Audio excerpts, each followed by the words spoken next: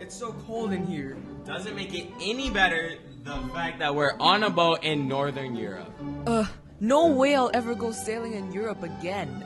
A greasy pizza sounds so good right now. I'm so hungry. Stop with these puns, guys. We got a podcast to record. Wait, no need to rush ya. Isaac, get out. Hello everyone, welcome to the Ancient Cricks podcast, Geography Edition. My name is Sophia. I am joined by Eli and Isaac. Today we're here to discuss about Europe's geography. There's a considerable amount of arguments that Europe has the best geography makeup. That's why we decided to talk about it today. We think it's important for people to know about its effect on the formation of the Europe we know today. I'd still love a greasy pizza. Isaac, the puns are over. But since you brought food up, did you know that the famous Stromboli sandwich is actually named after a geological landform? Oh, I know this. It was named after the Stromboli volcano, also known as the ever-active volcano. It has actually been erupting for over 2,000 years, since 390 BC. Oh, maybe it's named that way because it originated from the island region in Italy. No, it was made of Philadelphia. Okay, so let's talk about Europe's geography during the Renaissance, because during this time, we see that Europe's geography really had a big advantage. So, to really understand what went on, the Renaissance happened during roughly from the 1300s to the 1600s. I have a question. So, the Renaissance is known as the time of flourishment for Europe, right? Yes. How did Europe get so rich during the Renaissance? So, first of all, trade was a really important concept during that time. They traded ideas, luxury goods, and these were all important and exported. So like cotton, silk, spices, and gems were imported all the way from Asia. From Africa, there were gold, ivory, and even slaves. That's really sad. Sugar, cocoa, tobacco, silver came from America, but this was after 1492, which is another thing we're going to talk about later. And then, of course, there's wine, olive oil, glassware within Europe itself.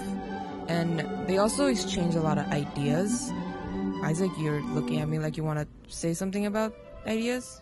Yeah, during this time, the Gutenberg printing press was created, which because of all the rivers and waters in Europe, it was easily able to navigate through and spread the ideas through a new type of printing or paper that everyone could read. Oh yeah, and from rivers. When the rivers flooded, it brought nice climate and soil, which allowed for massive plantations, which led to population around the rivers and vegetation. Now, how does all this geography relate to Europe?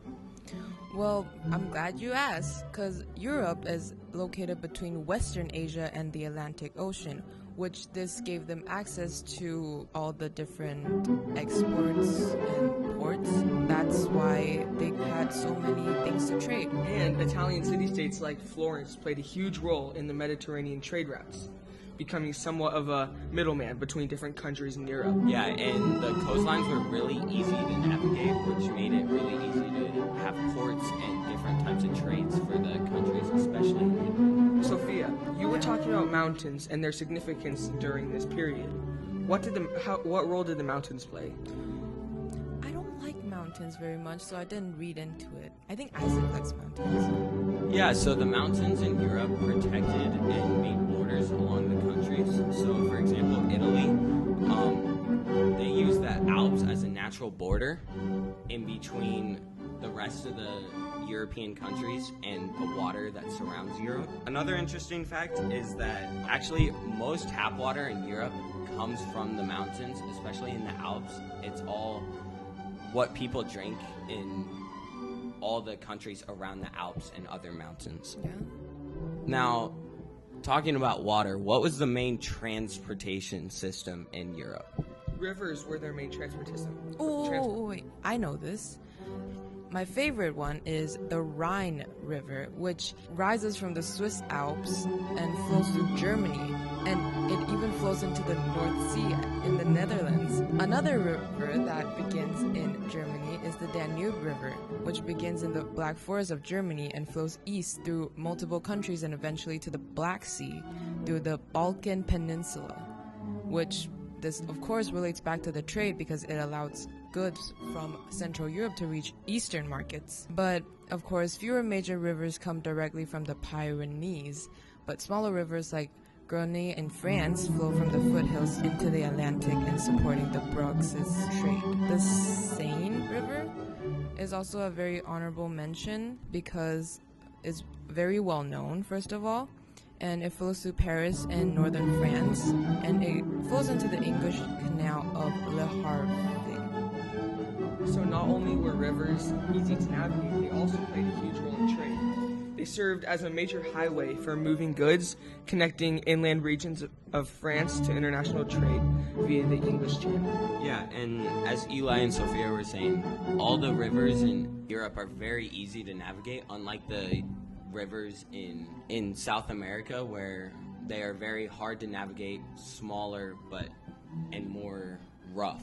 So all of this comes to conclusion that Europe is really successful now because of things that happened between 1300s and 1600s. All of the different trades and river transport and the economical growth that went on during the Renaissance is what makes Europe what it is now.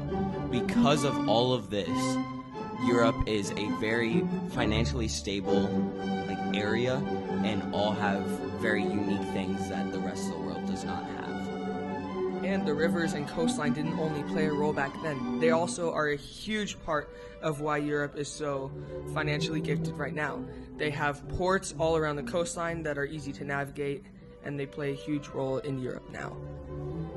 And because of the trades and the rivers, if you go to Europe, you will see a lot of structures have similar building and blueprints, which is of course related to the Gutenberg printing press, which allowed the ideas to spread so much. And it also affects to this day because the same blueprints and ideas are still being used in different countries. Yeah, and the geography that was getting discovered and found during that time is still affecting wars in other areas now. Like the Ukraine-Russia war is all because of one little spot of land. Okay, guys, thank you for listening to the Ancient Cricks podcast. We'll see you next time. Bye.